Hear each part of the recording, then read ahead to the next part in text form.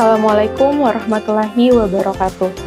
Innal hamdalillah nahmaduhu wa nasta'inu wa nasta'fir wa na'udzu billahi min syururi anfusina wa min sayyiati a'malina may yahdihillahu fala mudhillalah wa may yudhlil fala hadiyalah. Asyhadu an la ilaha illallah wahdahu la syarikalah. Puji syukur kita panjatkan kehadirat Allah Subhanahu wa taala yang senantiasa memberikan kita kesehatan jasmani, mental, dan spiritual. Tak lupa pula kita curahkan salawat serta salam kepada junjungan kita Nabiullah Muhammad SAW beserta keluarga, sahabat, dan umatnya hingga akhir zaman.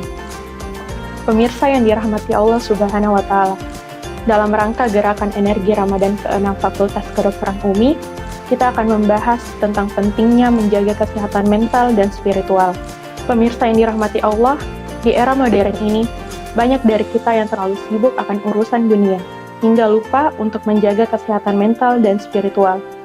Padahal di dalam Islam telah mengajarkan kita untuk menjaga keseimbangan antara kehidupan dunia dan akhirat. Sebagaimana firman Allah dalam Quran Surah Al-Qasas ayat 77 yang artinya, dan carilah pada apa yang telah dianugerahkan Allah kepadamu, yaitu kebahagiaan negeri akhirat. Dan janganlah kamu melupakan apa yang menjadi bagian darimu, yaitu kenikmatan dunia.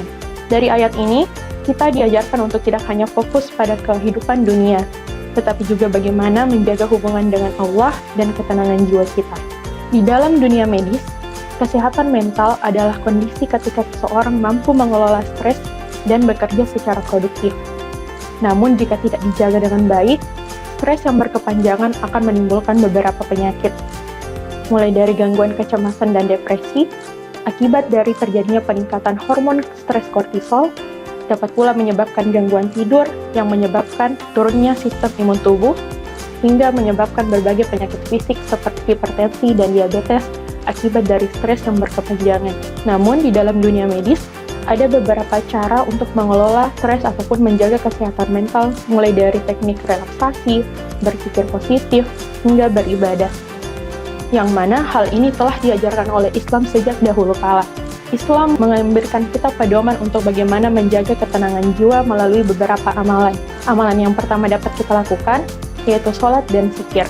Sholat bukan hanya tuntutan kewajiban, tetapi juga sebagai terapi jiwa. Sebagaimana sabda Rasulullah SAW yang berkata bahwa sholat adalah penyejuk mataku. Hadis riwayat Ahmad.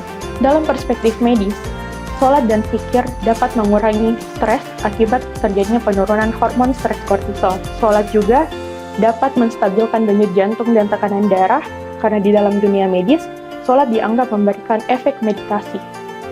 Sholat juga dapat meningkatkan stimulus hormon serotonin yang berperan dalam perasaan bahagia.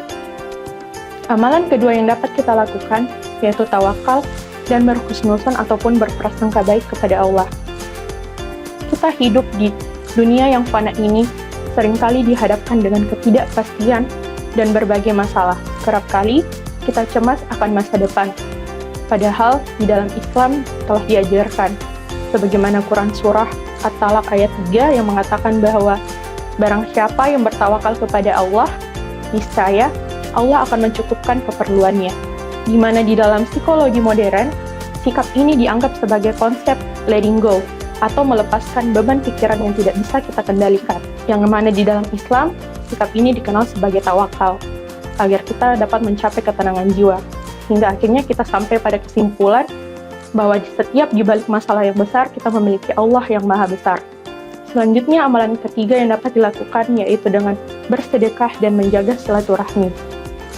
Sebagaimana sabda Rasulullah SAW yang mengatakan bahwa obatilah orang-orang yang sakit di antara kalian dengan sedekah. Hadis riwayat Tabrani.